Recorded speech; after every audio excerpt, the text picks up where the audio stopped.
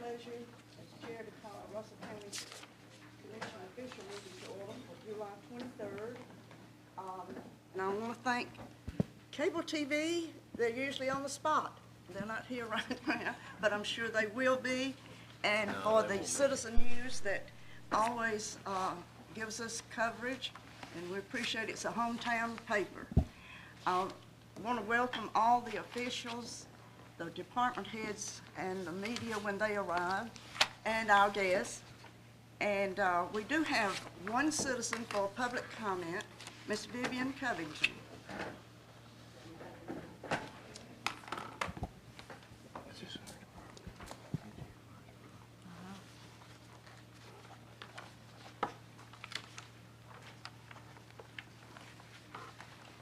Good morning. Good morning. My name is Vivian Covington, and I was recently appointed the mayor for the town of Hurtsboro. And I just wanted to come this morning and let you all know that I am we're looking forward to working with the county commissioners with the town of Hurtsboro. Well, thank you so much. We welcome you. Thank you. And you come and visit us anytime and call on us. Okay, will do. Thank you. Thank you.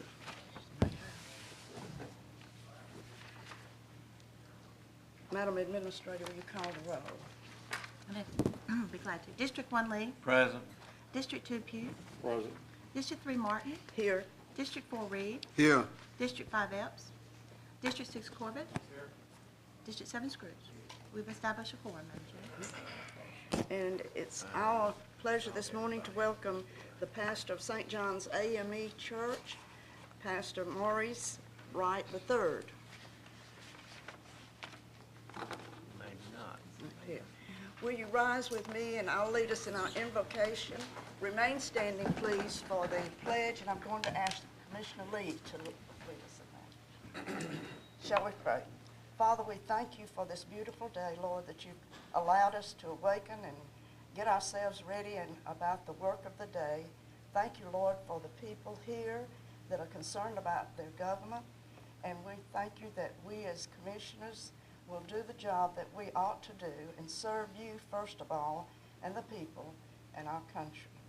Thank you for all blessings, and bless this meeting and give us your grace. In Jesus' name I pray. Amen. Amen. Face the flag. Salute. Pledge. I pledge allegiance to the flag of the United States of America and to the republic for which it stands, one nation under God, indivisible, with liberty and justice for all. Thank you. You may be seated. The minutes of July 9th you have in your packet, and if you will give a motion for approval. Thank you, Commissioner Scrooge. A second, please. Second. Thank you, Commissioner Pugh. Will you poll, Commissioner? District 1 Lee. Yes. District 2 Pugh. Yes. District 3 Martin. Yes. District 4 Reed. Yes. District 6 Corbett. Yes. District 7 Scrooge. Yes. Unanimous vote. Thank you. And Commissioner Pugh, under proclamation resolution, one for Ben Thornhill, our former county clerk. Yes, ma'am. This morning I'm going to ask that the county commission approve the proclamation. Mrs. Thornhill is currently undergoing surgery and will be incapacitated for several weeks. And at a later date, I'd like to get back and make a formal presentation, which would probably be 2, maybe 3 meetings from that. Okay. So this morning, all we want to do is just pass the proclamation, if you don't mind. Okay. And so you give a motion to that My effect. motion is to Is there a second? Second. Thank you. But for anybody who doesn't know, Ben Thornhill is our past county administrator. Yes, I said that county clerk. Well, he was that too. Yeah. He was that before he was administrator. District 1 Lee. Yes. District 2 Pugh. Yes. District 3 Martin. Yes. District 4 Reed. Yes. District 6 Corbett. Yes. District 7 Scrooge. Yes. Unanimous vote. Thank you. Under discussion items, we're fortunate to have Colonel Retired Gary Jones with the Valley Partnership, and he's going to elaborate on the acceleration lane on Alabama 165. Madam Chairman, excuse me, I think you had some item on the agenda. I think Oh, you he's should- not here at the moment. I'll come back to that. Okay.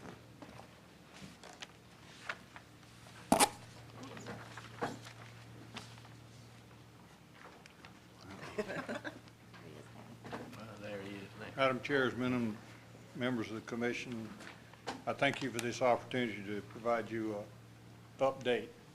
We continue to focus on this region, and as we go forward with Department Fence. Intersection at 101st in Alabama, 165 is about a $300,000 cost to be going in there. Will be obviously paid by Benning. We see it being completed in spring of 2015. Your county engineer has been very, very involved with the coordination meetings that have been occurring between Fort Benning and Department of Transportation and Department of Engineers for the state. Obviously, the driving issue behind it is to provide safety for civilians and military traveling, and especially for those traveling through Fort Mitchell to Fort Benning.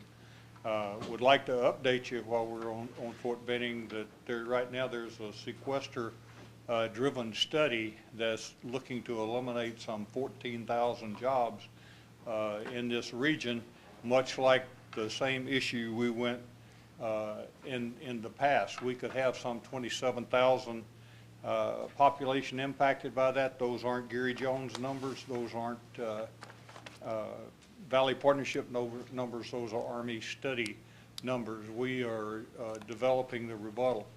Fort Benning on any given day has got about 37,000 folks out there report, and that doesn't include the 10,000 folks there for training. So on any given day, you've got about 49,000 folks out at Fort Benning. Impact in this region about 5.5 billion, and right now we've got about a 1.3 billion. I bring this up there to show you the last study was real. You can see there at Fort Stewart, that red circle there, that brigade is gone. And many people thought as this last Army study took place about the elimination of a brigade, well, no, that's just a big bluff. That brigade's gone. Every circle you see there, those brigades are gone from the Army inventory, and the bottom line is we were able to defend Fort Benning. I want to compare apples to apples. In the green area there, that's the first one we fought that came in there that was going to take the brigade, and a tremendous amount of civilians and defense contractors and other soldiers not associated with the brigade. Basically, we were able to go in with a defense, turn that around, defend it, and every recommendation we gave was supported by the Department of Army. In result, now there's a new study. Please understand, this is not being driven by the Army. This, in fact, is being driven by sequestration. This has been driven because the body politic can't agree on the budget and to defend the military, to budget the military. The bottom line is we're looking at $1.3 billion potential loss. We're looking at over 13,000 soldiers, defense contractors, and civilian positions being eliminated and taken out of Fort Benning. The bottom line is I think you have to have a plan, because any road will, if you don't know where you're going, any road will get you there. The bottom left-hand corner basically says the summary of what happened in the last go around. To the top right, when you say 2014, 2015, the Army will go down to 490,000. There's no debate.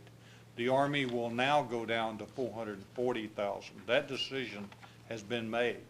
What we're doing is trying to keep the Army from going from 440 to 420, because that's going to really have a tremendous impact on us. We need to go, and obviously they say we need to fight our long-range campaign there in the bottom right corner. We need to fight this issue. We need to fight sequestration. We need to fight BRAC, because BRAC will occur. We need to go and make sure that we're out there and we're defending, but the greatest challenge is we need to have people, us, the community, understand what's going on in Fort Benning, and the challenge there is real, and we have to make sure it's realized. We're continuing to go forward. We're doing a huge workforce development study, working very closely with Fort Benning, and we're starting that study to find the best type jobs we can create in this region to keep these men and women in uniform that are already being released, to keep them here and work here. to do those things and to get sequestration turned around, we need to start preparing from the Valley Partnership perspective a RFP. That RFP needs to go out and try to get a lobbyist organization, not a person, organization. And the reason I say organization is this region has to go find the right organization because it has to also understand the Department of Defense and the way it works and the body politic. And it's fairly easy to get somebody to understand perhaps politics. And it's fairly easy to get someone that maybe understands the Department of Defense. But it's a most unique thing to pull that two together. The process through the Valley Partnership, we would put together a RFP. We would send that out, receive information. There would be a by-state regional committee pulled together, and then that decision would be made, and then for the final step, that would go to the chair of the Valley Partnership for approval on that particular thing. That's a real quick rundown on what's occurring out at Fort Benning. There's a tremendous challenge. Someone asked, what's my long-range plan? My long-range plan is tomorrow morning, because I'm having to deal with the challenges to make sure we can do everything possible to try to keep from losing $1.3 billion. Last time we were able to save $745 million. This time we have an even greater challenge. And pending your questions, I thank you for the opportunity to be before you. All right, how much we're losing that had nothing to do with sequester? Because I know that they're cutting the military back. I don't remember the percentage, but it was a heavy percentage. Yes, sir. So a lot of that was going to happen without the sequester. So what was that figure? Yes, sir. It's going from 490 to 420,000. Yeah, I know that, but so you gave us the sequester in dollars. You gave us that in personnel. So dollars. Yes, sir. In So the question is, what does sequester affect now? No, what does the Department of Defense cut that's coming without the sequester affect us in dollars? The Department of just a Defense guess. cut and sequester going down to the 440, 450,000 has no impact. We were able to go in and defend that. Okay. And we didn't lose the brigade, and we didn't lose those slots at Fort Benning. So that drawdown that was being mandated. So somebody else in the country absorbed all Yes, that. sir. That's down at Savannah. They lost a brigade, and all those circles where those brigades went away. We actually grew. Our defense was such, we actually grew by 60 positions at Fort Benning rather than losing. And I know that, and I guess it wasn't successful, or they hadn't quit trying yet, but I mean, some of our national leaders that are strong on defense tried to substitute those cuts for the sequester. And I know they wasn't successful, but I guess they're still trying. They're still trying, sir. They'll probably have a continuing resolution that will go forward to give patch funding in the interim, but they're still trying to fight the budget on that. But our key. But you got the plan. I understand that. Right? Yes, sir. Our key is to focus on the body elect in Washington to make sure they get sequestration out of there. And just for the record, the sequester affects all of the budget, not just the defense. Absolutely, It just sir. hits the defense harder than anything else. Yes, sir. But it impacts Social Security. It impacts a great deal of things. Okay. On this 101st project, Yes, ma'am. I'm understanding that the federal government is paying for that. That's Yes, ma'am. $300,000. Yes, ma'am. That's on our side of the river. Yes, ma'am. So that's wonderful. And They've agreed to pay for that. And I see by the information sheet that I was sent that also Fort Gordon, Fort Stewart, and even Fort Rucker are being looked at as well as. Yes, ma'am. So it behooves us as citizens to stand up and fight, if you will, for our side. Yes, ma'am. We do nothing. I guarantee you the impact is we'll lose over $1 billion and lose thousands and thousands of jobs. Right. We have to do that. And I noticed the letter was out there, and I think for that support. If I might suggest to perhaps Madam County Administrator, for those that are filled out, if they could be collected, if you could have someone contact me, I'll come pick them up and I'll get them mailed for you. There doesn't have to be any cost at all to the county to mail them. Thank you. Mr. Leroy Davis, did you hear that? Yes, ma'am. He's the one, he's doing his job. That's great. As a veteran. And our military has stood up for us, and it's time for us to stand up for them. Thank you, ma'am. Thank you so much. Madam Chair, Yes. a couple comments. Gary, you're okay. These aren't directed to you, I'm sorry. You can go ahead. In relation to the actual acceleration lane, I think it's a great project. I'm glad to have it. I would like for our engineer to look into the possibility and see if it's feasible, maybe even work with the sheriff on it. The area approaching the Fort Benning turnoff, that speed limit stays consistent all the way through Fort Mitchell, through Russell County, and it stays at 55. When you come over that hill, if we could look at the possibility of a possible speed reduction as you top that hill or approach that hill, that would slow the traffic down with the people coming out of that. There have been a lot of bad accidents there and close calls. The acceleration lane will help the people turning north, but it doesn't do anything for the people turning south, correct? So something to look at, maybe a speed reduction. I think there was some talk at one point about lighting the intersection. I don't mean red light, traffic light. I mean actual lights like they do in cities. And when you're on 431 and you're approaching a large intersection, they light the intersection to help you see the vehicles better. Just if we can look at maybe even making it even better. I think it's great with the Excel lane, but we still need to. We want to focus a lot on our residents that are coming out of Fort Benning, taking a left, going to all the houses that have been built there too.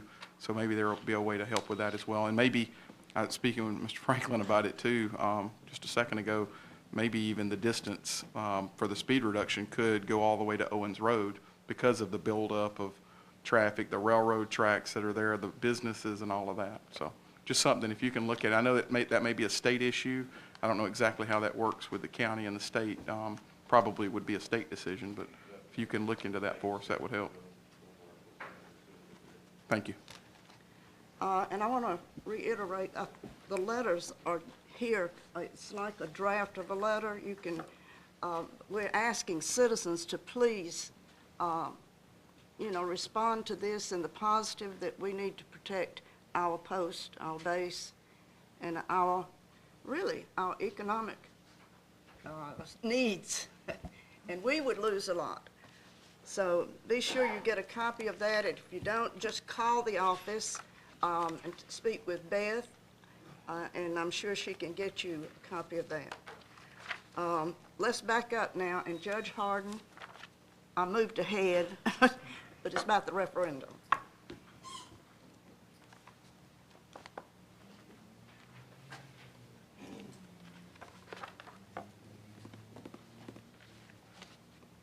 Chair, you and the commissioners have before you a proposed referendum for the November election.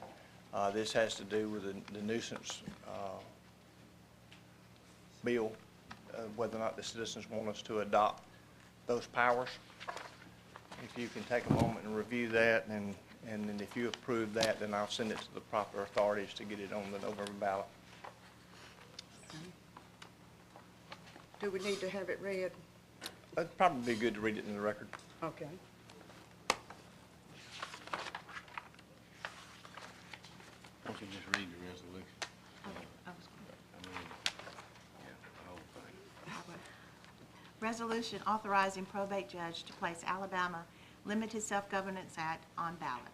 Whereas the Russell County Commission approved for the Alabama Limited Self-Governance Act 11-3A2 powers for public welfare, health, and safety, authorization, scope to be placed on the November 2014 ballot. And whereas the Russell County Commission in an official meeting approves the following proposed question and wording be placed on the November 2014 ballot. And this is the question. Should the provisions of Act Number 2005-200, 2005 regular session, which would allow the Russell County Commission authority to exercise certain health and safety powers, including the abatement of weeds, the control of animals, the control of litter, and the abatement of noise nuisances, unsanitary sewage, or pollution apply to the unincorporated portions of Russell County, Alabama? Question mark, yes, no. Now therefore let it be known the Russell County Commission in an official meeting passed approved this authorizing resolution on July 23, 2014. Madam Chair, I make a motion Yes. for approval. Thank you, Commissioner Corbett. Second, please. I'll second it because I got a question. Okay. whereases of the resolution, shouldn't we have in there somewhere that it's for the unincorporated area? It would only be on that ballot. I mean, in the other part. It would only be on the incorporated. I know, but, I mean, it says it in the wording that it would be under, but I'm just mean where we're asking it to be put on the November ballot, shouldn't we? I don't know, should we? I think we leave that up to the probate. I think, because, I mean, he has to decide what goes on each ballot anyway. Okay, that's fine, I'm just raising a question. I'm going, I just don't wanna have I any- will say this in the I don't public wanna arena, have I'm any- only gonna put it on the ballots in the unincorporated I area. understand. I just don't wanna have any questions if it passes or fails. Right. I think technically, and I talked to the judge about this too, and I appreciate him bringing it forward so that it is so formal, but I don't think we actually technically even had to do a resolution. I think he could have just took it based on the fact that we approved to put it on there, but I think it's good to go through Well, I go through appreciate the motions. commission having my back. I assure you. Absolutely. You've got that. So, Okay. District 1 Lee. Yes. District 2 Pugh. Yes. District 3 Martin. Yes. District 4 Reed. Yes. District 6 Corbett. yes. District 7 Scrudy. Unanimous vote. Thank you, Judge. Madam Administrator, I'll need a signed copy to send to the proper authorities. Yes, Thank you. thank you. Under discussion items, we'll move on to the ambulance site, and our administrator will take that. Yes, Madam Chair, as we discussed Monday evening, just wanted to let the commission and the public know that we will be moving forward on this during budget time, as well as engineering. We'll try to have it scheduled for October and that time frame to clear the land, but it is on target for the next budget year, and I just wanted to let people know, because I think there were some concerns about that. Right. Moving to business items, we have Mr. Ty Fondren here for AT&T agreement.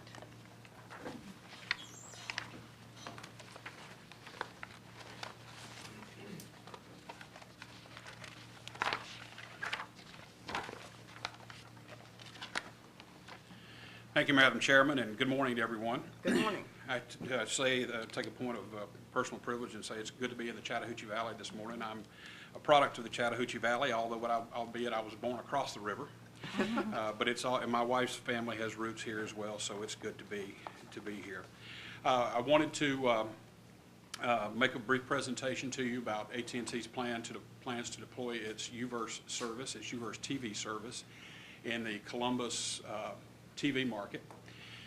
We plan to launch that actually next month in West Georgia and in the areas of East Alabama that are included in that, which would be Lee County, Russell County, and Barber County. This represents a significant capital investment for AT&T in this area, as well as some new jobs that have resulted from that. We will be servicing the Eufaula, Smith Station, and the entire amount of Russell County and Barber County when we go into the unincorporated areas there out of Phoenix City. So the employees that we're hiring and putting on the payroll will be based here in Russell County. So that's good news, as Yes. always. And tell you a little bit about UVerse. A lot of people call it a cable. It's cable TV. They call it cable TV. Under Federal Cable Act, it is technically not. Does not meet the definition. It is an interactive video service provided over internet protocol. Comes over our existing telephone network. The capital investment is for electronics that we put in the field that boost the bandwidth necessary to provide HD programming and interactive television services. I'll be glad to get into any of that if you want me to. We have the state of Georgia. There's not a requirement to go jurisdiction by jurisdiction. They passed a state law that covers the entire state, but because of some language in the Alabama Constitution, we have to go county by county and municipality by municipality, and that's why you have the honor of my presence this morning. We have 140-plus agreements in place in the state of Alabama already. We just launched the Montgomery TV market last month, and I am a proud UVerse TV customer, and as somebody who is a self-professed gadget geek, I'm extremely happy with it. It's probably the most advanced TV service available in the United States today, certainly in the southeast and southwest. That is basically the broad strokes of my pitch, and I would really One other thing I should mention, it'll also bring increased bandwidth over our, for internet services to those customers when the service is available to them. It will also provide significantly increased broadband capacity in excess of the standard 3 megabits per second our DSL service was able to provide. Initially, the customers, when they're eligible for the service, can get up to 18 megabits per second, and there are plans down the road to increase that to 45. So that's, once again, those are the broad strokes, and I'll be glad to answer any questions that the members of the commission may have. I see that this will be a 10-year agreement? Yes, ma'am. Yes, ma'am. I'd like to ask a question. Yes. Yeah, I'd like to know what kind of revenue it's going to generate for the Russell County Commission. Well, that's going to depend on a lot of things. That's going to depend on the take rate. It's going to depend on the package that each subscriber takes, but the rate at 3%, which matches the incumbent provider, so it'll be a 3% of the gross receipts from the video service. But it's impossible to tell how many customers are going to sign up for the service at this point and what package they purchase. But I would say that you might see a slight increase in revenue because we will likely win over some customers from satellite-based services which provide no compensation to the county. And of course, this agreement covers the unincorporated areas of the county. We have separate agreements within the corporate limits of established municipalities. I'm sorry I can't provide you a better answer than that, but that's the best answer anybody can give at this point. Well, your statement that this technically is not cable TV, is that what lets you around the agreement with the current cable TV where they have an exclusive for this area? I'm sorry, I didn't. All right, you said this is technically not cable TV. Right. All right, the current cable TV that serves this area have an exclusive franchise for this area. Does this let you around that by you not being cable? It's not, we're not cable. It is not, and this is technically not a franchise. AT&T already has a statewide franchise to utilize the rights of way that has been granted over 100 years ago by the state legislature. This is simply a mechanism for AT&T to provide an additional competitive choice for your constituents, and also to compensate the county similarly. I noticed in your contract, Mr. Thornton, there for is it Farnham?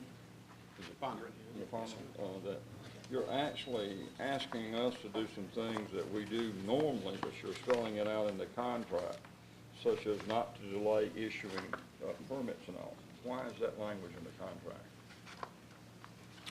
I can't speak specifically to that. This is something I'm not an attorney, so I can't speak specifically to that. This agreement was drawn up based on the experience we have with 140 other agreements and reviewing the existing agreement that you have with your incumbent provider. So this is a standard contract? It's fairly standard, but also it takes into consideration any special nuances that are in your existing agreement with your incumbent. And I'm not trying to slow down, but Sure. Tell me, when you say it's fairly standard, what is the difference in this contract and some contracts you're offering to other communities such as ours in Alabama? The nuances that are different are where we take into consideration any differences that may be in your existing agreement with your incumbent provider, like the 3% compensation, for instance. We match whatever that is. Now, in other communities, it may be 5%. If we go into another county or another municipality and the current provider gives them 5%, we match that. And 5% is the maximum allowed under federal law. So that's one of those nuances that is different. And if there are some communities that may put in additional language beyond sort of a boilerplate agreement at their request, but we try to match up. We take the basic standard language that are in most of these 140 some odd agreements, and we review your agreement, your existing agreement with your incumbent provider, to check for any special circumstances that we need to match in ours. Has our attorney had an opportunity to look? Oh, yes, yeah, this is, Do you have a recommendation? the recommendation is you need to sign it. Oh, this is no conflict with the, No, and then really, you know, when you speak of exclusive rights, you're in a territory that may not be Yeah, this is- legal. Well, But this is, they have this regardless of cable contracts. They have this right with the state. Yeah. Madam Chairman, Yes. I think we moving too fast. I'd like to hold off on this if we can. We need to think about this before we go get involved in something like that. He made the statement that the state legislature gave him a power so he can go ahead and do it. But the state legislature gave him the power, then what he doing before? Coming for us then? They gave him the power, he can do this without us. Is this not federal? It is to a large degree guided by federal law, under FCC, And yes. of course, it's another option for constituents. Yes, it's a competitive option for your constituents, and it's going to come to Columbus next month. And it's going to come to to Lee County and to Smith Station next month. So, you know, that's why yes, sir. Excuse me, President, this is through the phone line, Yes, it comes over the existing telephone network, so you can just patch in through the phone line with the PC or whatever. basically. We do have to put some additional electronics in the field to boost the signal, to boost the bandwidth, but it basically comes to your house over the same telephone lines. if that service is available in your area, because we can't even get the 3 meg internet everywhere. Right. Well, this is, similarly, I can't imagine. the technology that's utilized here is distance sensitive. From the electronics I spoke of, there's a 5,000-foot limitation. After that, the signal degrades. And the service that is provided, particularly for the video service, the customers just are not happy with. So we basically limit it at 5,000 feet. But this is going to be an ongoing process. When we first deployed DSL technology, not everybody could get it. And then we just, eventually, the capital investment took place over years. I'll give you a similar story in Montgomery, where I'm from. We have 2 traditional cable TV providers, one of which came into business in late 1980s. And it took them 20 years to really build out their system. And of course, it's in our best interest to build out as far as we can to reach as many customers as economically feasible, to put them on our system to make a business case for it. So it will take time and at this point in time, we have some areas ready to go that will be ready to go whenever the agreement is passed. But we're not going to invest a huge amount of money in the ground or in these electronics which cannot be reused and have it stranded, have that capital stranded. So, So basically, you're gonna put it in heavily populated areas. Where I live out in rural, I won't get it. I don't know about that. Not Chief, 'cause necessarily. I Not live necessarily. right in the middle of Phoenix City, and I won't get it, but I won't get it. Let me ask my question. Wait a minute. What I'm saying is, where I live, I have a difficult time getting DSL. yes, sir. So I have to use satellite. So, Well, where we deploy the service first is where where there's already the proper infrastructure to support it. We put these electronics in cabinets. These cabinets have to be fed off of fiber optics. And from that cabinet, it's the 5,000 foot limitation for each of those cabinets. So I can't say yes or no right away. And it may be you might qualify soon. It may be a few years. There's no way to know. I don't have the plans in front of me, or obviously without knowing where you reside. But I still don't have DSL, so. All right. well, that is not necessarily a disqualifier under this, because it's a different infrastructure. DSL was provided primarily off of copper infrastructure, whereas this has to be fed off fiber to the distribution point. Where Commissioner Screws lives, there's only one house every 5,000 feet, so that'd be a box per house, I think, so. But my concern is the people who live in the rural, who maybe have children in that will participate in this. And, you know, because we live out in the rural and the houses are so spaced out, the difficulty of getting it like. Yes, sir. It's a common concern in rural areas. I have some family that live in rural areas, and they say, you know, it's one of the trade-offs we make to live in a tranquil, you know, setting and be surrounded by Mother Nature. But, you know, you don't have a Walmart 2 miles away either, probably. So. Let me ask another question. Yes, sir. What about Hurtsboro? Is the municipality within the unincorporated area? We don't have any specific plans right now for Hurtsboro specifically. I'm sure that will be coming. We're very early in the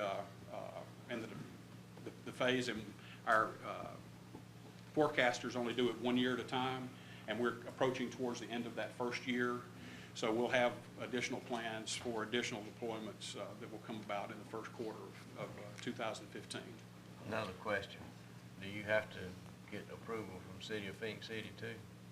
Yes, we're working with City of Phoenix City. They have a consultant we've been working with, and in fact, we're going to meet with them very, very soon to try to get this finalized before the launch date. Madam Chair. I'm sorry. Commissioner Peter. I just need to ask the attorney, I'm ready to move forward with it. I need his opinion as that if we vote positive on allowing this, make sure that that is not a violation of our current contract. It is As long not. as Sir? It is not. Okay, then, based on that, then I'm gonna make a motion that we accept the contract based on the attorney's opinion. Well, I was gonna go ahead and go. Commissioner Corbett, you want to say something? Not anymore. Madam Chairman, Motion on the floor. okay. I'll second that. Madam Thank you, Chairman, Commissioner Screws. I feel like we're moving too fast on this issue right here, so I'm not gonna support it. District 1 Lee, Not at this time. District 2 Pugh, Yes. District 3 Martin, Yes. District 4 Reed, No. District 6 Corbett, No. District 7 Screws. Yes. Now, may I ask one question? Why wouldn't we support this if it's not a violation of the contract? I'm asking the commissioners that said no. I didn't hear anything at the table that would have said it should not have passed. I sat here patiently waiting my turn, and what I would have liked to have asked for a little more time to look into it. I don't have a problem with it on the surface of it. I do wonder why we're getting approached before the city is, and this is the first time I've got to look at it. I did want to ask some more questions about it. I don't have any problem with giving our citizens more options and what's out there if it's better. But I do have some questions in my mind, and I'm not sure that he's the right person to answer the questions because he seems to, I know you're a representative, but you hadn't been able to answer some of them. So instead of embarrassing you or asking you questions you can't answer, I'd like to try to figure out some. There are some questions that I simply Yeah. can't answer, and Right. nobody. The Absolutely. gentleman's question about revenue, there's no way to answer Right. that question because it takes into account speculation. I will say that we have an Attorney General's opinion that says this agreement is not required for us to provide this service, that we can do it with our existing franchise. Do it that way then. But that way the county would get no compensation That's fine. if we were to do it that way. Well, It's not that way. Well, let me say this in defense. We actually started the discussion before it was properly put motion and second. So that's why I motioned and second, so we could get into the official talks. But at that point, it went to a vote instead. Great. So Mr. Corbett was not trying to cut you off. That's okay. I mean, my motion at that point would have been to try to slow us down just a little bit and ask maybe a few more questions. And then if I had what I needed, then I would have supported it. Without the ability to do that, I couldn't. The vote came too quick, so I'm fine. So, in other words, you really don't need our approval. That's the bottom line. We are trying to do the right thing and provide the revenue to the city and to avoid what might potentially become litigation. That's what we're trying to do. And we have put an incredible amount of effort into doing that throughout the state of Alabama. As I mentioned, we've negotiated 140 plus of these agreements successfully. We've never had one voted down at a commission or council. Until Never. today. Well, it wasn't voted down. I understand. No, I'm just giving I you. just wasn't ready to vote today. I understand, sir, and that's fine. And if you want to, But if I'd table abstained- it or hold it over, If I had abstained, then it would have had enough votes to pass. So I really wasn't ready for us to do it yet. It's one of the few times I agree with Commissioner Reed. I need to get Gentry a hand for that. You better be careful, Gentry. I know it.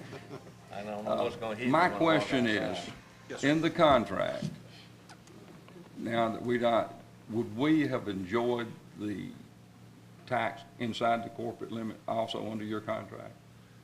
This contract only deals with the unincorporated areas Okay. of the county.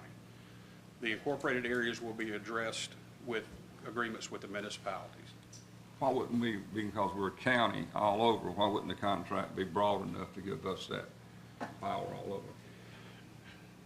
Because municipalities have specific rights reserved for them as opposed to county, and the rights of way that they control. County rights are always greater than city rights.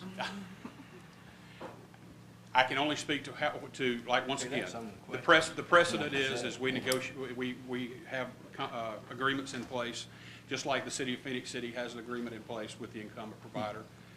We would have an agreement in place with Phoenix City, or with other municipalities, just like last night I was in Smith Station, we were doing the same thing. We were on first reading there last night.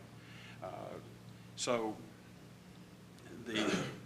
I can't speak to the exact legal reason why we do this, other than the fact that it is my understanding that there are, the cities have their right-of-way grants and then the right to their revenue, and which is fairly well documented through the existing agreements they have with incumbent providers, whether they're cable TV or with our agreements. So it would be a lot easier for me if we only had to go to the counties instead of having to go to each individual municipality. It certainly would make my job a lot easier. I don't have a problem with going to both of them as long as I get the money countywide. See, we need to check, see what we get. That's why I wasn't ready to vote yet. There's a lot of questions I don't really have the answer to. One Well, of them is Madam Chair, cable TV Yes. pay countywide. this did not die. This was a tie with a commission member absent. If you want to bring this up at a future date, it can be brought back up. They can be brought up by Any anybody time, who so- voted against it. Against it. Absolutely. Well, we can bring it up again now. Why? I don't see how we would. Madam Chair, we need to go ahead and Somebody move want on. to change their vote. We need to go ahead and move on, Madam Chair. I'm wasting too much time on 1 hour. Need to move on. If I could just ask and typically what we do is we typically work through the county or city attorney to answer any and all legal questions that come up and address those there. And then the legal representative of the jurisdiction can provide you with the answers to those questions. And I'm not going to presume to be able to answer the questions Mr. Funderburk might be able to answer, or what his take on this would be. Now, in terms of going forward, if that's what you want to do, and look at this some other ways, just to facilitate that, if you could channel those questions either through Ms. Horn or Mr. Funderburk, and we'll be glad to address those and have our subject matter experts, our attorney that drafted this agreement and drafted all 142, I think it is, other agreements.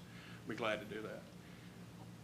But it is my desire to make you comfortable. It is my desire, actually, believe it or not, I'm here not only as a representative of AT&T, I'm here also to represent your interests back to those people that put the legalese in the agreements, because I want to get it done. And I want, ideally, it would be great to have this done before our market launch next month, so you won't have to answer questions from your constituents why I can't get the SEC network. Mr. Whatever. Fondren, that's what I was going to say. We're not thinking of our constituents, in my opinion, this morning. I can give you two legal things here, so you won't have to come back. One is, he doesn't need you, and so he's here. These agreements are really, in a way, voluntary in the sense they're revenue things, and the other is, it's not by federal law inconsistent or contrary to, or invade the rights of a cable. I mean, that's been established by a bunch of federal cases.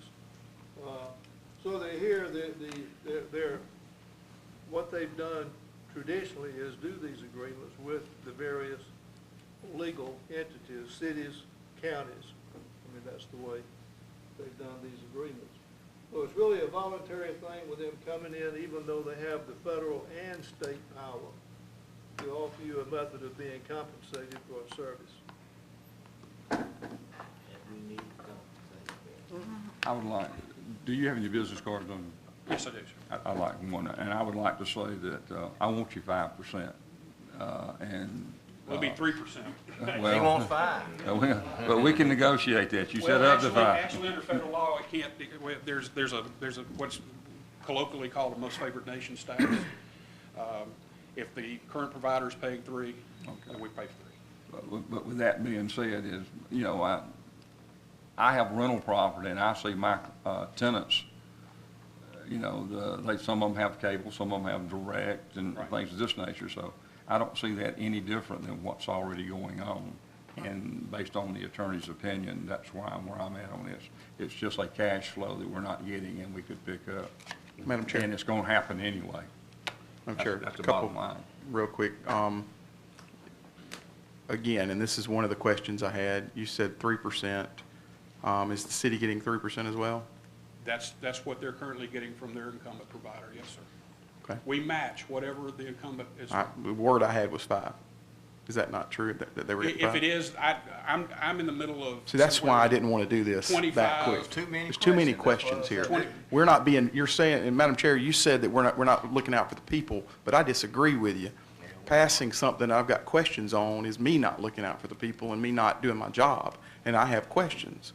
And I think we move way too fast in this process. I have no problem with providing any options that we can to this county. We've had people, when I was running, asking for internet. We've had people asking for, they said they can't get cable TV, they can't get internet at all at their house. Even Commissioner Scruggs is saying that. If that's fine, and if again, you know, when somebody comes up and says, well, I don't really need you, but I'm here to ask you, is there a reason that you're here if you don't need us? And if there is, I'm good with that, but I want to know more. Well, I before vote. did say earlier that the reason we're here is if we decided to go forward and offer this service in a jurisdiction without an agreement in place, there's potential for litigation to challenge the existing law. And we don't want to get into that. We don't want to get into litigation. Plus, we're trying to do the right thing. I mean, you may not like that answer, but seriously, it's the path of least resistance to go ahead and do what is the right thing, which is matching the revenue of the incumbent provider. So whatever your constituents are currently paying from a percentage standpoint, we match that. We wouldn't have a problem going to 5% if the incumbent was paying 5%. That's not an issue for us. I could tell you today, if your incumbent was paying 5%, I'd say you're going to get 5%. That's not an issue, the compensation part. What about in-kind? I'm sorry? What about in-kind services that are provided to the county at no charge at different facilities, volunteer fire departments? Are those codified? Are those in-kind services codified? That's a good question. I believe they probably are, but I don't know that for sure. They were not codified in the agreement you have with the city. I mean, with the incumbent provider. Okay. Now. But they're there. I mean, they exist. I understand, but we can only deal with what is on the books. Okay. And what we do in some jurisdictions, and I apologize for not being intimately familiar with this particular agreement, because I'm in the middle of a dozen or so that I'm working on. We do provide free service to county or city buildings, depending on which the situation is, provide basic service. If there's basic service not being provided by the incumbent, the only thing we ask is you just not double dip and provide service from 2 different providers to the same location. We do provide those kinds of services. You said basic service. Yes. And what is the current providers providing us with the best service you can get? The best service, I don't know what basic service, as it was, I was told. I mean, we get fiber optics coming in here. Well, we've got fiber optics in a lot of places, and Okay, it's my- really my- we let me- invested. Let me give you some Well, information. this has lasted long enough, but my question, I mean, my problem with this is, and I think Commissioner Pugh would agree to it normally, and that he may have known this more than I did. I wasn't here Monday night, and I know that wouldn't have given me much time, but if you're saying you want to get this agreement passed today because you're launching next month, well, why didn't you come to us a year ago? I know AT&T hadn't just put this together. No, well, the Russell County part of the launch was only recently added. We take in fact, Smith Station was just recently added. And so I've only been talking to Smith Station about a month. And we've been focused on Phoenix City, Auburn, Opelika, Montgomery, Pratt. We've got a lot of irons in the fire. And traditionally, counties don't present us with any issues. Well, we may not either if I we understand. had known about it 2 weeks ago. Right. Well, when it passes, but I was just saying that from the standpoint of you may get questions. When, you know, if it's available across the river or up in Smith Station, I'm just saying, you might get questions. You know, if it passes a month from now or 2 months from now, when it passes, we'll start selling the service. Well, I guess And we'll start making the investments.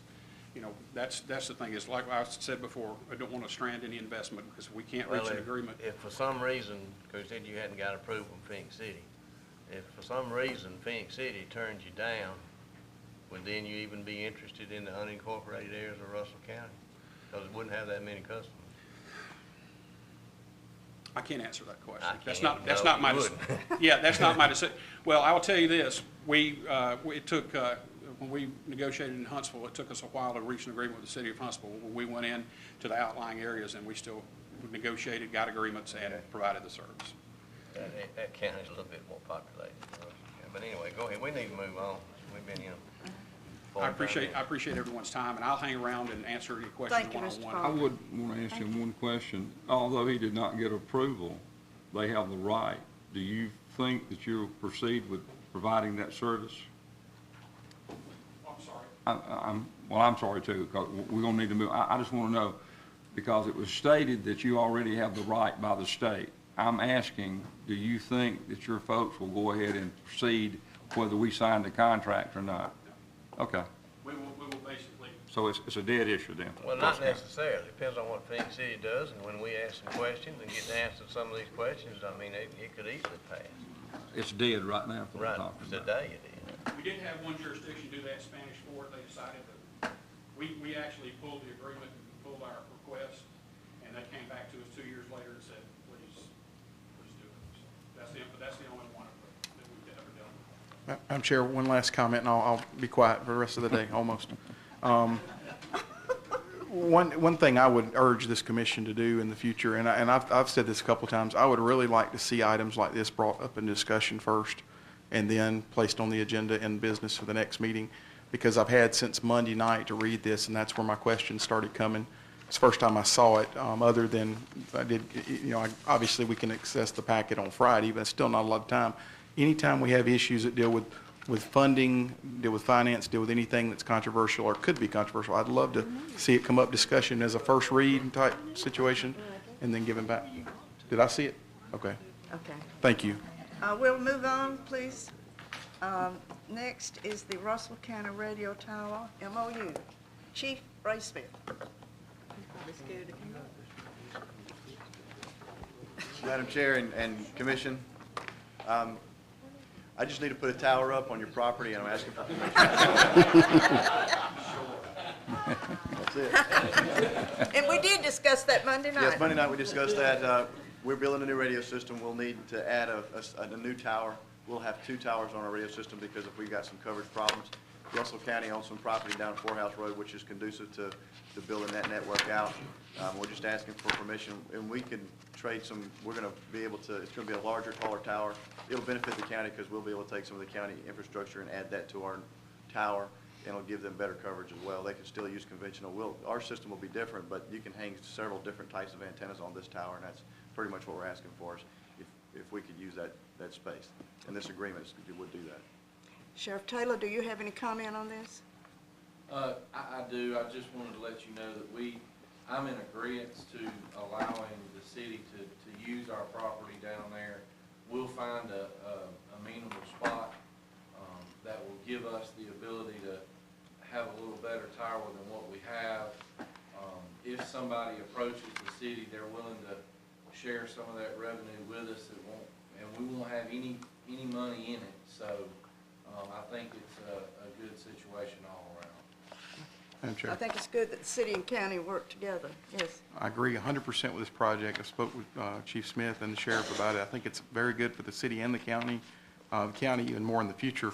What do we need to do today? What do we need? Do we need a motion today for anything, or? Well, actually, this probably needs to, because we were talking about replacing a tower, now we're just gonna build a brand-new tower and not have to replace one. There may be some, the lawyer might need to look at this and take out the replacement part. But if y'all are good with it, I can let my people know that we can go ahead and start doing some civil process. But at some point, when y'all are fine with the verbiage, just signing it and send it back to the city, then we'll have that MOU in place, and then I'll have to bring it before my city council. The city council has also been aware of this, but we're waiting for you to give us a thumbs up before we move forward. Chief, I got one question. Yes, sir. To me, it's an important question. I read this currently, very quickly. I don't see anywhere where it guarantees, because this will be Phoenix City's tower. Yes, sir. On our property. Right. All right, I need something in here that guarantees us service access to that equipment and tower anytime we want to use it. Sure. And let me address Using our own people, Right. not ever who Phoenix City wants to use. Correct. Let me address that first. I talked to Frank about that yesterday, and what he and I would like to do is hang our antenna on their tower, but build our own little house to store our computer and our generator and that kind of stuff, so that we can go in and out. And that's fine, I just needed in this, I mean, still that, to get to that antenna on the tower, somebody's got to go up Phoenix City's tower. Sure. I just want to know that they can't lock us out for any reason, because we know squabbles happen. Sure. Or make us pick who can work on it. Right. Right. I just want to make sure that language will be added in this agreement. We can add that, look, we probably could add that into section 1 where it says the city agrees to allow the county. As a matter of fact, if you look at point 2, it says the county utilize the tower for any communication system that you may add in the future, and this has space available at no cost to the It says county. to utilize You can add, right, you can add one more. City allows the county to bring whatever vendor they want to work on their radio equipment to that tower site and have full access. 24 hours a day. Sure, absolutely, and you have to, because it's gonna be Yeah, a I public know. safety radio system, it has to be 24/7. Currently, we actually use about 3 different vendors, so, and they do work together. I know Frank, we use him still for all of our communication equipment, Columbus Communications and several others. So they do work together now, but we certainly would make sure that that's in the verbiage. You can add that and send it to us. I'll make a motion in that this be approved pending that verbiage be added to assure us. Right, because we're gonna we'll probably need something, you know, the same thing that you don't lock And the I gate so second we it. can't get to the tower, but, but yeah, because we're gonna have we'll have to have a key to get to the physical Yeah, site I'd like ourselves all too. that cleared before we get Sure, into sure. a war. I second that motion, Madam Chairman. Okay.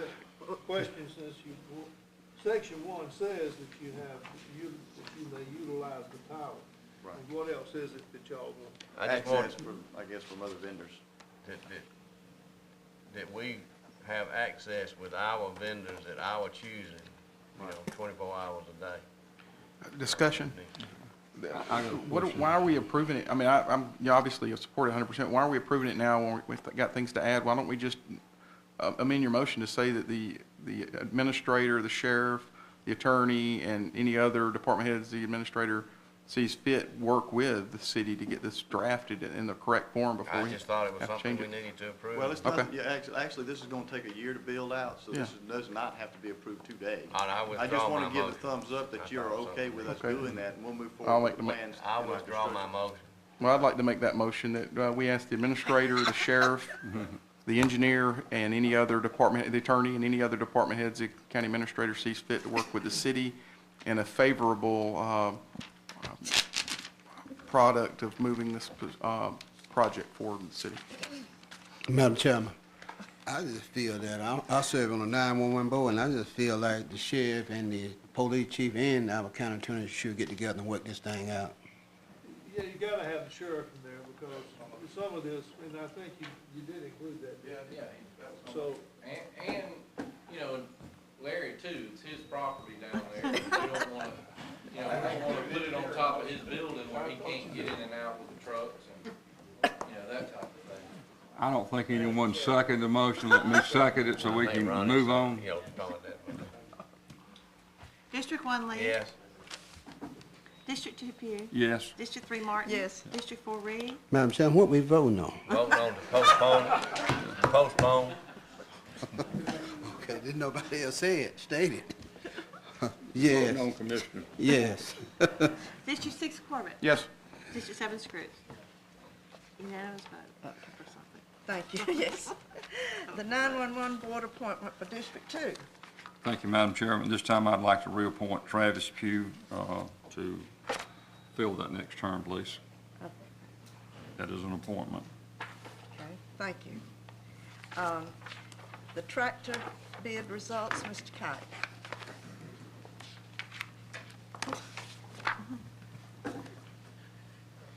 Thank you, Madam Chair. Good morning. This is the easiest thing on the agenda, I'm sure. I want to present our tractor bid results that we opened on July the 15th and make our recommendation for your action on those bids. We had two bids. One was for a used 2013 model tractor, John Deere 5101, from Laster Implement Company for $40,400.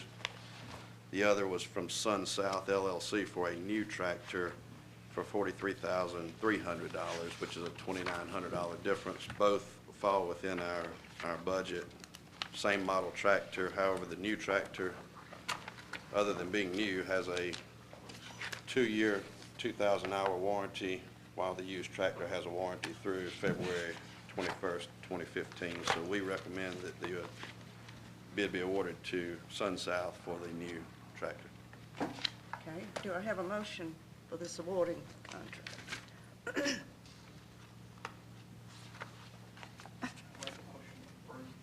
Thank you. Thank you. And Commissioner Scruggs seconds.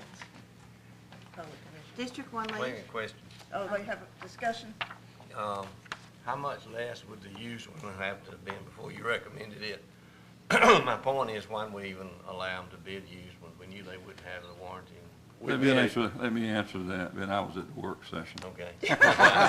I had the same question for Okay. him. And the question becomes warranty. The warranty is I 2 understand. years on that. And the difference wasn't enough for the limited warranty on the used piece of equipment. That's what I'm saying, but by us even requesting somebody to bid a used, we know that the warranty's not gonna nearly be what a new one would be. We anticipated getting a used tractor, and that's why we bid a 2013 or newer to fit within our budget. This was we never thought we'd have got that kind of price on a new tractor. Okay, I mean, that's fine. I just think need they to ask. got- If I don't ask questions, then I don't know.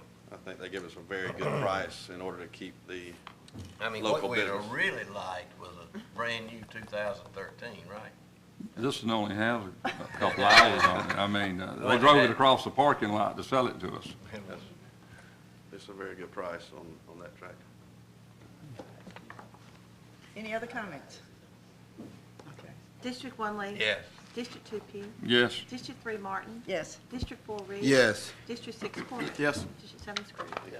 thank you, Mr. Kite. Next is the nuisance complaint abatement on 1 Somerset Drive. Mr. Bill Friend.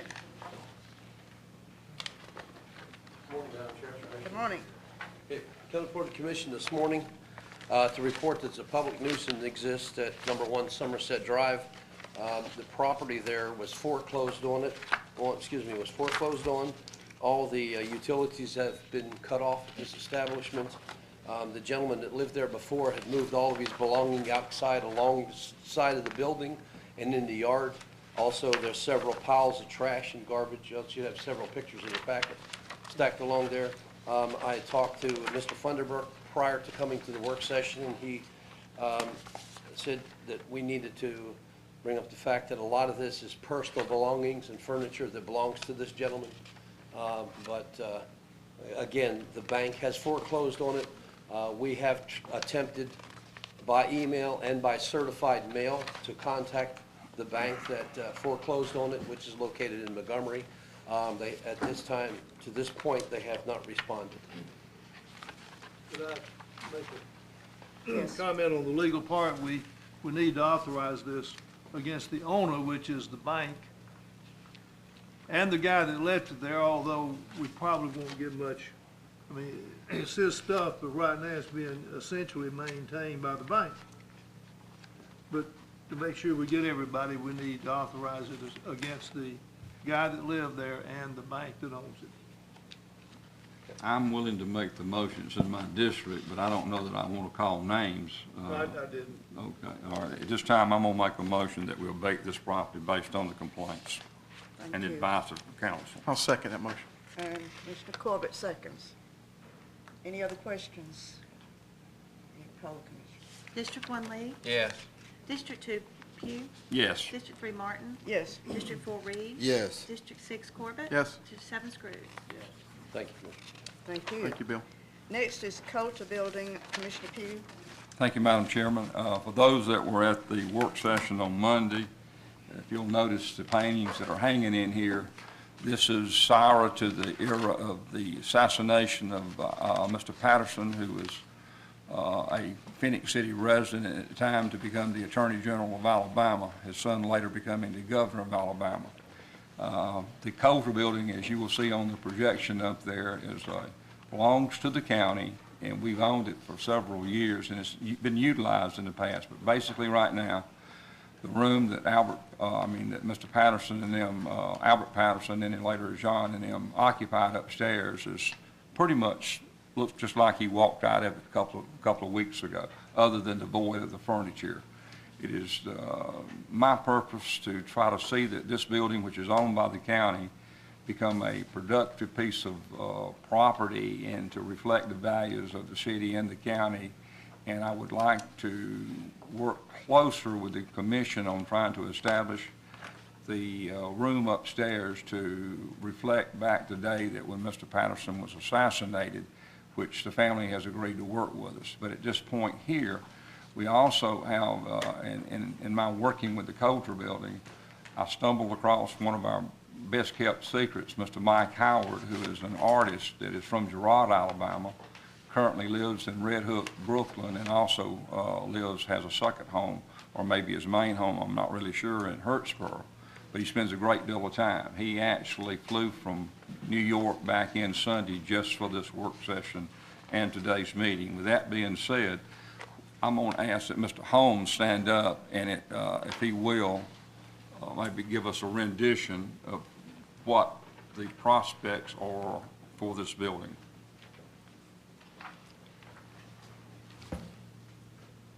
Thank you, guys. Again, Scott Holmes with Hickburst Architects, and I've been working with Tillman and some historians, go through the whole thing like we did the presentation today. All right, we'll do it.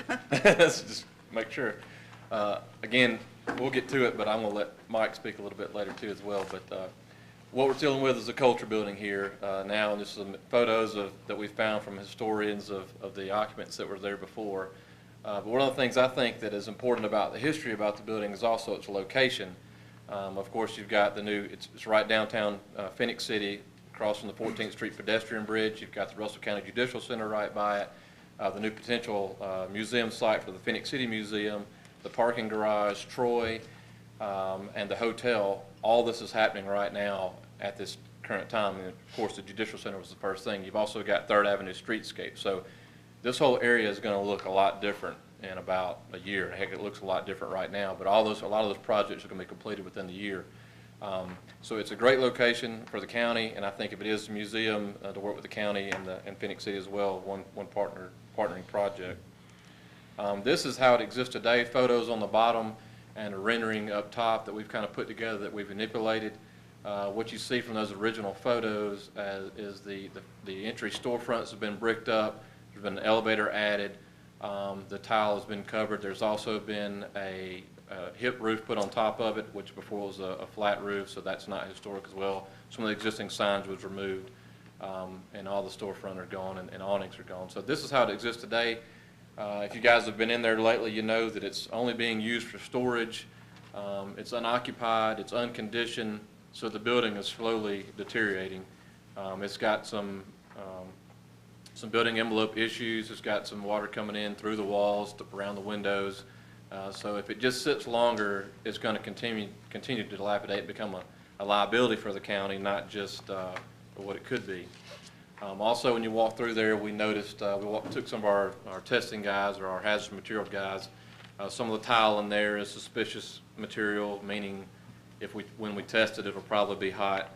There's some pipe insulation that's probably hot. So there's some paint that'll probably be hot. So I've got a proposal, and we'll get to that later, to get that abated. But more than likely, that would be your very first step, was getting rid of these suspicious materials. Can't say for certain they are, but I feel pretty confident that they will be hot when we test them. We've already done the floor plan, even to get the testing and try to figure out what we're going to do. We sent some of our guys up there to get a floor plan, which the county has not had in quite some time. We couldn't find existing documentation. But what you'll see is there's basically 2 tenants on the lower floor. All these walls, or most of them, have been added for storage and different things. I don't think they're exactly how they were back in the 50s. Of course, you've got a central door that takes you to the upstairs. Each one of the tenants right now, they have a front door and a back door and access to each other when you take out one simple wall. But those are all the walls that exist today, and a lot of them are newer than the original building. On the second floor, when you come up the stairs, of course, the elevator was added, and that will add a challenge to us when we try to restore the building, because it's in front of one of the storefront windows originally. But when you walk upstairs, if you guys have not been up there now, there has been a coat of paint. Everything's been painted the same color, but I think it was painted over the original doors, the original breezeways. I mean, it's like you're stepping back in time. I was amazed at it, the condition it was in. Again, this is where some of the areas where you've got more water infiltration up there, but the top left-hand corner of that drawing, as you're looking at it, was Albert Patterson's office. Of course, it's got ADA issues and code issues in it that will have to be dealt with, but it depends on what you do with this portion of the building. But we've got it documented now. We know what was there, the size of the space. It's basically 60 by 100, so 6,000 square feet on both floors, so about 12,000 square feet total. All right, building history, I think everybody knows this. We just put it in the slideshow, of course, but this was Albert Patterson's office, and he was murdered outside the building. Won't go through all that, some pictorial events of what happened. But as far as Phoenix City goes, this building can't be any more in the middle of the history, who was going to clean it up, and how it all came to be of the cleanup and the great turnaround that our city made. So I think it is an important building. Probably got more historical significance than any other building in Phoenix City, in my opinion. That's remaining, that's correct. So I think it is imperative that the county or whoever will end up owning the building does something with it, because it is living, breathing history. And when you walk upstairs, and if that area can be restored, you're literally walking where these things occurred, not just looking at where it might have been. So this is what we've anticipated, and this is going back from old photographs of restoring the front facade. Again, the far right, underneath the width sign, the far right window, there's an elevator shaft behind that would need to deal with. The brick was put right over, the white material is a tile, the brick was put right over that tile. We've tried to find some tile that matched it exactly. What's that? I doubt you ever find that green we have tile. We have not found anything exactly like it in size or in color, but I'm afraid that the brick that we put on there, when it was put on there, we didn't, but when it was put on there, they probably tied it back to the tile, so there's probably holes drilled into it. So more than likely, it'll just needing to be new tile altogether. But from the black tile line up, that's the original brick. It's original brick down the side from everything we can find. We would anticipate getting signage made that mimic the old signage there for Seymour's and Witt department store, getting awnings of the period. You can see we've taken the roof off because that was not the period roof, and redoing the roof up there. Basically trying to get it back to the condition it was in before, on the exterior at least, and putting some windows in. I think some of those windows may be the original windows, but they all need replacing. But they could be replaced with period style windows that are insulated. Of course, when this building was built, wasn't air conditioning and these things, so the wall is a mass wall. We might need to add some insulation to that. All right, building repurposing, and Tillman has kind of spoken about this a little bit, but one of the things that we think can happen, just from talking to everyone, is on the lower floor, have a gallery and maybe a teaching studio, restrooms and offices, because it does have a pretty high ceiling. And one of those things is having Mike Howard. He is and I don't know if he can get into that, but agreed to, if this could be his studio, he may give the county some of his pieces, and you see them on the wall here. They're the Phoenix City stories, so we think it would be an amazing fit for, you're in the building that it happened, and then you see a gallery of the paintings that he did in the 2000s, showing it, kind of documenting it. And a little bit about Mike, and I'm going to just click through here a little bit fast and let Mike, if Mike wants to come talk, and since the TV's here, you may can talk up there and we can hear him, but tell his story. So, Mike, do you want to say anything about your artwork and your thoughts on this thing? Yeah, we talked the other day, but thanks very much for having me back. When we say studio, it's not for my space. I have studios in Harrisburg and in New York. I'd like to open it up for like senior citizens, children from the local schools. We could have, I could teach classes in there periodically. But I just think for a museum for the king. Me personally, I was born and raised right here in Girard, right where the Crown Station is. And I left Phoenix City, I was going to the Marine Corps, came back and went to University of Georgia. That's how I ended up in New York as an artist. But I painted these paintings in 2009, and the show was over at Columbus State at the Corn Gallery. And what preceded this was I painted Trotsky murder scene in Mexico. John F. Kennedy, where Jacqueline Kennedy's going over the back of the car. These are as big as this. And Martin Luther King in the Rain Motel, where he was shot. And it was James Earl Ray across the street. I bring that up because I have the painting, but the Rain Motel is National Civil Rights Museum.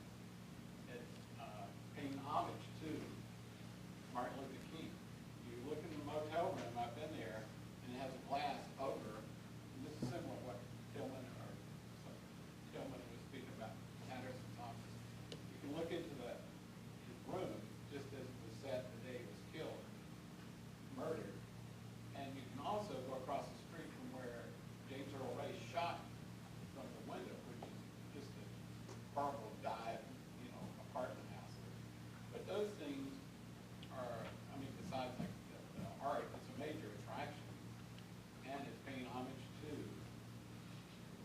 Martin Luther King, and it would Albert Patterson too, more than I think just bringing up the history. What it decided was the whole cleanup in Phoenix City, and a famous movie, by the way. We aren't that crazy about it here, but in New York they teach it at NYU school. Martin Scorsese's favorite movie. I'm not that crazy about it. But these paintings were done in 2009, and it starts from me walking out the building, the culture building, to it ends with the arrest of Albert Fuller.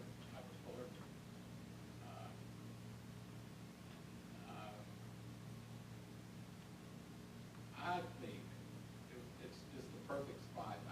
We disconnected accidentally. I had the paintings, and then we're talking about the culture building with the footbridge, and I think that's where Phoenix City's going to grow. So I don't know if it's going to be money making. Like we can take 3% from the AT&T and donate that to the but I think it's just going to move around to the Boots drugstore.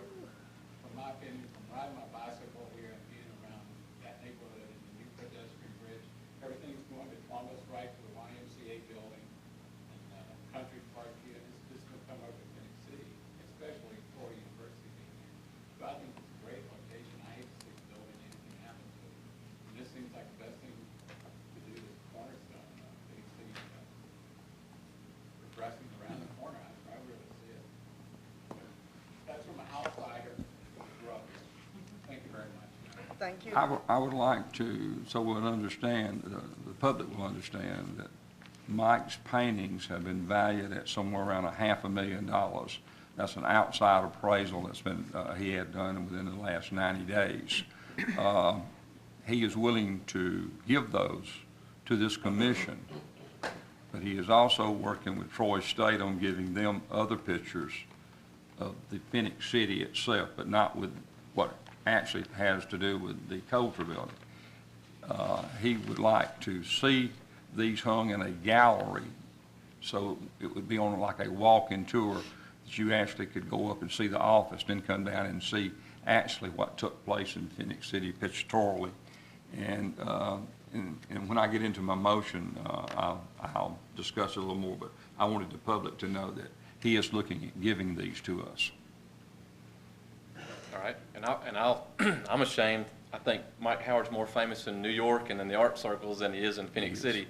He's the uncle of one of my best friends, and I didn't know Mike Howard existed. So I think he's a hidden gem that I didn't know Phoenix City had and Russell County had. That I think this is a great thing to let everybody know that, wow, we have, you know, a very prominent artist that came from here and still resides in Russell County. So, but this is just some images that Mike actually had done in New York, I believe, and of how we could put those pieces of artwork into space. And I saw these, to be honest with you, I had these and I had the renderings and I saw them on his website, but I did not appreciate the scale of these things until he hung them up in the walls in here. And I think it's great that he did that to see the actual pieces themselves. But again, another image how we can fit it in the culture building. It'll fit roof to ceiling, and in there we may not have quite the headroom height. We may have to have some exposed structure, but I think we can definitely make it a nice display of his artwork. On the upper floor, all we've discussed right now is, of course, Albert Patterson's office, restoring it so you could come up the stairs. I think if you restored that, we'll definitely have to do that hallway that gets to it restored as well. But I think if it's just a museum piece, you know, we don't have to do anything with the bathrooms or any of that, and the rest of the space can be, you know, whatever it's deemed needs to be in the future. But I think we need to do the stairwell, the elevator, and the hallway that leads up to it, and then his space as well. Like I said, right now there's same coat of paints over everything, but I think if we peeled that off, I know it's the original doors a lot of the places, so it's a really neat space to walk up there and see it, and I mean, you do feel like you're walking back in time. And the view from his corner window over Phoenix City of what it's going to become is an amazing view. It's a great view from the city that you don't get to see very often. All right, so how do we do these things? The process of getting there, and again, I know if you do everything at once, it's a big chunk to bite off. So what we try to do is get it in little bite-sized pieces that maybe can be handled throughout a period of time. So the first thing you got to do in the process is envision it, getting with Mike and seeing what there is a use for the lower floor and maybe a use for the upper portion where Albert Patterson's office was. There's no vision yet for the rest of the building or even how much space we'll take up, but we've got to have that. Next move is document, which we've already got started on that. We've already got the building, the footprint and the floor plan of what will need to happen. We've never had that before, but we've got that point now. And of course, the next move would be to test it, the materials that are there, what needs to be abated. We've got a cost from a testing agency to do the testing. It's about 50 samples, and I believe it was a little under $5,000 for all of it. That'll tell us what needs to be abated, so we don't have that cost yet because we don't know how much of it actually needs to be abated, and if we can encapsulate any of it or if it's all got to be removed. Then the next step of the process is obviously to plan it, see how we're going to do it, which step we take first. Do you just do the facade? Do you do just the windows? Do you do just the lower floor? Do you do the roof? You know, how do you do it, and what process or what steps do we do to do it in little chunks? Then, of course, as you pick out the steps, you execute the plan, get contracts with different contractors and designers or whatnot to do all the steps. Now, obviously, it'll be cheaper in the long run to do it all at once. However, fiscally, financially, it may not make sense to do that. So there's different ways you can do it, and we can certainly help with that. And we'll be able to come up with some pricing for the different steps, what they'll take. But I think that's the way to go. So, at this time, are you through? I'm done, yes, Oh, sir. Madam Chairman, excuse me. Madam Chairman, I just want to say this. Mike Howard, you're doing an outstanding job. In fact, we got a perfect building for your painting down in Fort Mitchell. Don't leave yet, Scott. I might have some questions. Okay, I can probably hear some up there. Yeah, I just want to say I support your effort and everything. We got an ideal location, Madam Chairman, down in Fort Mitchell. We need to start to generate revenue because we spend just about $1 million down in that building down there. And I feel like I'm not in favor of spending a penny on that building. In fact, I'd like to see that building donated to Troy State for about $1 a year because they got some cancer calls and stuff in that building. In fact, we did have the driver license people, and then people started getting sick. So we don't need to go back there. Madam Chairman, we don't even have a motion on the floor. I'm calling for order. Okay. At this time, I would like to make a motion that we appropriate $4,750 to test and allow Heck Burdishaw through Scott to test it and come back at a later date and tell us the findings. And based on those findings, that will tell us what we can as a commission do. And at some point down the road, if we're not going to develop that building, yes, maybe if Troy has a use for it, maybe we should consider turning it over and letting them develop it. But right now, this paintings that we have here, it's a fit for that building, because if we develop the upstairs, this pictorial absolutely depicts what happens. And on a walking tour, it would connect. I have no problem with a temporary location if we will make some arrangements at a later date with Mr. Howard over the pictures, but at this time, these pictures still are his. And at this time, all I want to say, my motion is to process the abatement. I think, in speaking with the administrator, the money's there. If anyone has any questions about that, but all it is just to test the building to see what's wrong with it and what the possibilities of it would be to fix it. That's all we're doing. Then that will come back to this commission table for any future, whether we develop it or not, or whether we want, how we want to dispose of the building. I'll second the motion. I have a motion and a second. Any comments on that? Yes. Scott, I know, aren't you working with the committee in Phoenix City to develop that particular area? Yes. Okay. All right, I'm in favor of doing the testing, do it on home, but I would love to see that whole building used, and I would love to see that committee incorporate that building into their plans, because I know they're right there next to each other, and you may not have to build that, I know you're not gonna build it, but that glass building between the two.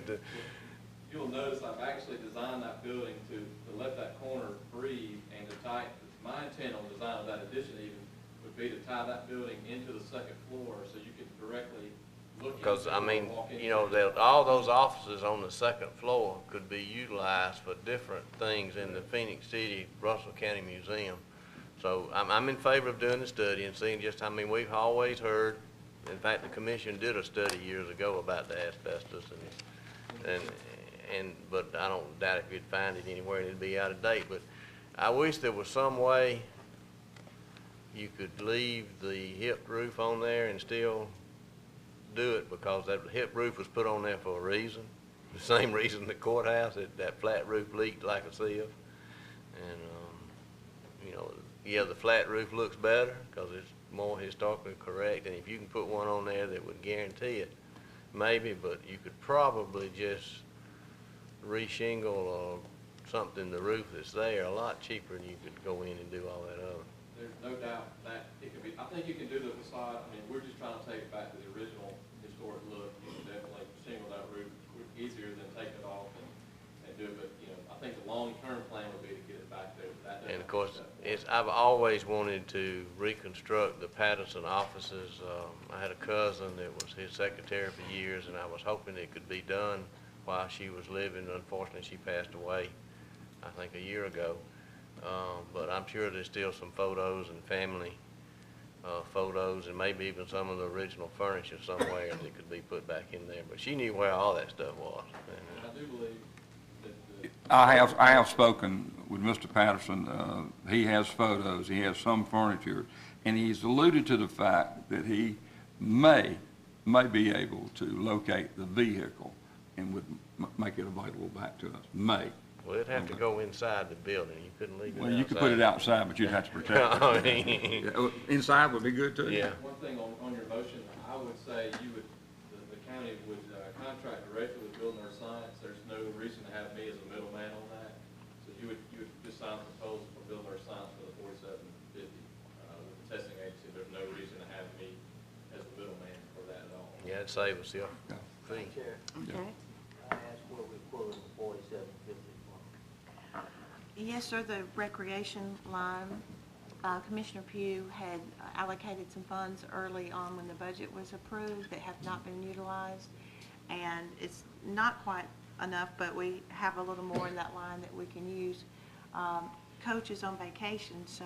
Good time spent. I hope I'm not interrupting a plan that he has. If so, I'll come back to the commission and we'll make adjustments. But at this time, there's money in that line. With that said, I can support testing. Yep. And I would like to know where the other money is coming from to support the actual building. Well, we hadn't done that yet. Madam Chair, I agree with what Commissioner Screw says and what Commissioner Pugh and Lee says. I think the testing is something we should do because be responsible. I think we should know what we're getting into or what we're looking at. Whether we keep it, get rid of it, whatever we do, we need that testing done. So we'll support it as well. Thanks. Madam Chairman, I feel like we shouldn't be wasting our money. If we're going to sell that building or turn it over to somebody, let them do the testing. Why waste the taxpayer money? We have a motion on the floor, and it's been seconded. I'd like, Scott needs to be recognized for one moment, please, ma'am. On the selling part, usually before a company can buy a You building, got they that. have to prove Still the got building to, yeah. either has Absolutely. asbestos containing material, so the test is gonna have Can be to done either happen way. before you sell it anyway, just to let you know that. That'll be your first move to sell it, and Well- you'll get better value for it when you have it documented. We're not gonna sell it. We may give it, but we're not selling I it. understand, but that'll be, you'll need to have a clean bill of health. How can you make that decision? Cause I know what I mean, why would you sell it when you, Don't we vote up here? Uh-huh, Okay. yes. Okay, if we were gonna sell it, we'd have sold it a long time ago. Nobody wants If we it. vote and sell it, that's good, but you can't make the decision by yourself, Jim. Call for the question. Just speaking on previous actions. District 1 Lee? Yes. District 2 Pugh? Yes. District 3 Martin? Yes. District 4 Reed? No. District 6 Corbett? Yes. District 7 Scrooge? Yes. And let this be Thank a you. lesson to Thank you, department Commissioners. heads. All right. Madam Administrator, you have the RDS business license contract. Yes, ma'am. I Wait a minute, spoke, what about Fort Mitchell Senior? Well, she's not here, but we spoke to that Monday, Okay, and well, she should've was been just on telling there us then. about a grant that she got. well, she did, but also I understood Monday evening, Madam Chair, if you don't mind, that if the commission doesn't mind, I'd like to work with Mr. Gilbert at the Extension Office. Apparently, this was awarded through a grant through the Extension Office for a greenhouse. And I'd like to talk with him about, you know, the entire process and locations and bring that back to the commission once I have a little more understanding of the placement.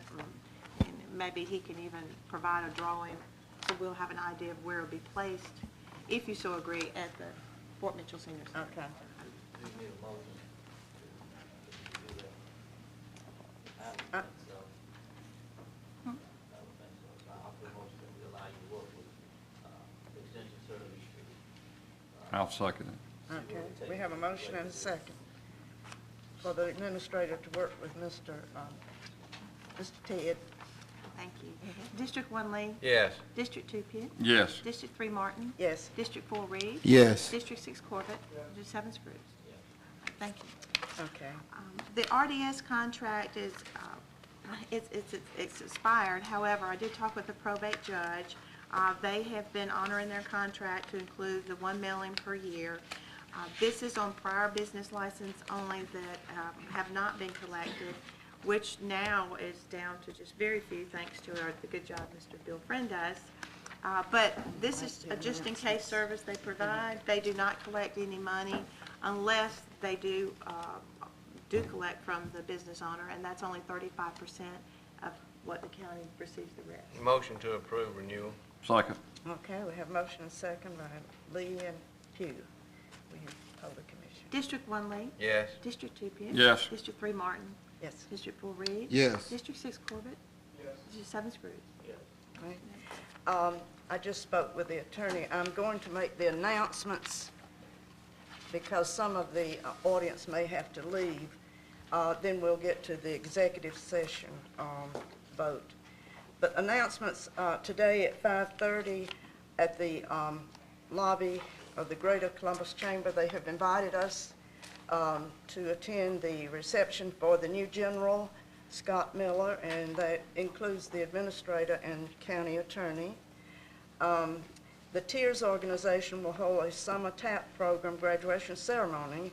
That's going to be Friday, July 25th, from 11 to 2 p.m. at the Russell County Senior Citizen Center down in Fort Mitchell. The unveiling of the Greek Heritage Trail will be at the Old Seal Courthouse on Friday at 1 p.m., July 25th. Then the grassroots stakeholder meeting will be held at 11 a.m., July 30th, at the Russell County Extension Office. And now I will entertain. Madam Chair, can I make two more real quick? Okay. One is the one I mentioned Monday night. We do want to, in a future meeting, honor this individual. We have a soldier who lives in Russell County who was injured in war. He was just named Soldier of the Year by Army Times. So I think that's worth mentioning, and again, we'd like to have him come forward at a later date when his schedule permits. And the last one is the Little League for the Russell County Sports Complex is still going. In their playoffs, they are still undefeated. They won the 2 games this weekend, and they won the game last night, so they're moving on, hopefully to, at some point with the bracket, the way it works out, and get to the state level and then go to regional. So they're doing really good. Madam Chair, Yes. I'd like to announce that gas is $3.15 in Ladonia.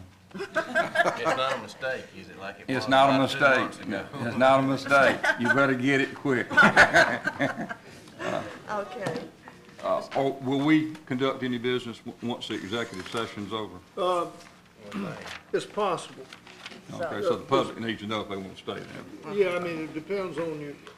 Let me start at the beginning. You have a resolution pending that in order to respond to whether or not that resolution has been complied with, is going to require me to talk about matters that you can't talk about in public due to. Okay. Now, you may, after hearing that, decide you need to take action, but not necessarily. Okay. Yes. So we have the letter from the attorney. Do I hear a motion that we go into executive session? Madam Chair, I make a motion. Second. Okay. Call the commission. District 1 Lee? Yes. District 2 Pugh? Yes. District 3 Martin? Yes, and so we Four will. Reed? Yes. 6 Corbett? It's possible.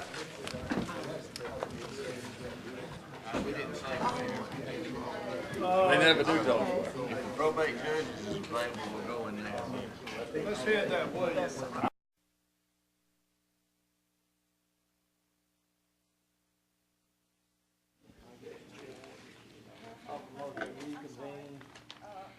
Here, we're yelling to that.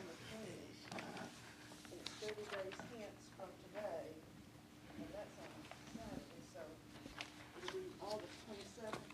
That would certainly cover the 30 days. All right. I offer a motion to reconvene. I second that motion, Madam Chairman. Reconvene. Reconvene. Okay, second. Call the commissioner. Okay. Yes, yes. Yes. Yes, yes. Yes, Yes. Yes. Yes. Mr. Funderburk.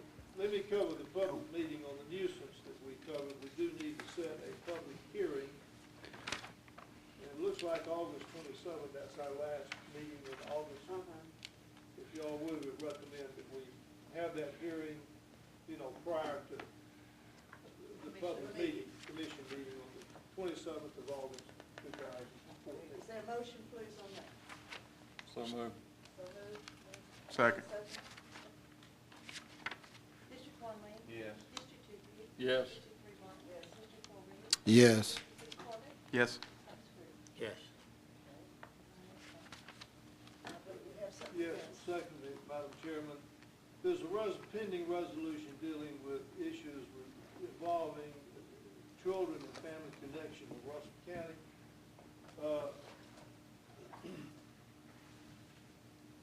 The terms of that resolution have not at this time been complied with, and therefore I'm recommending that we not make payment under that resolution at this time because the conditions have not been complied with. And that I write a letter informing them of your action at this time. So we don't need to. Let's vote on it,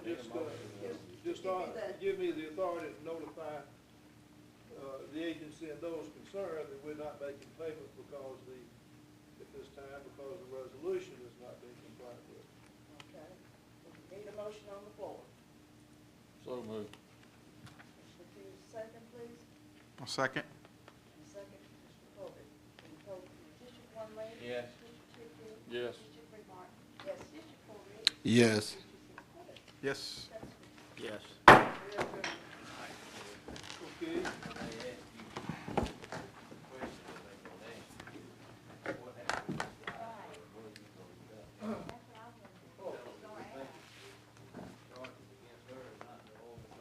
Well, because the